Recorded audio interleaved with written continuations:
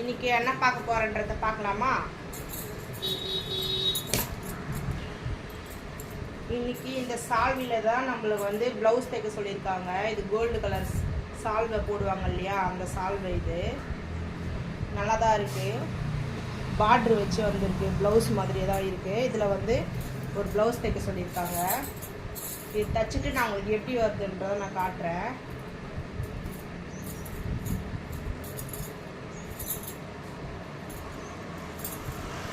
அப்புறம் நெக்ஸ்ட்டு இது லைனிங்கே 1.25 மீட்ரு இருக்குது. எதுக்காகன்னா நம்ம இந்த சேரீ வந்து அவங்களுக்கு வந்து பத்தலை, அதனால் நம்ம உள் சுத்துக்கு வந்து இந்த லைனிங்கை வச்சு நம்ம அட்டாச் பண்ணி ஃபால்ஸ் சேர்க்க போகிறோம்.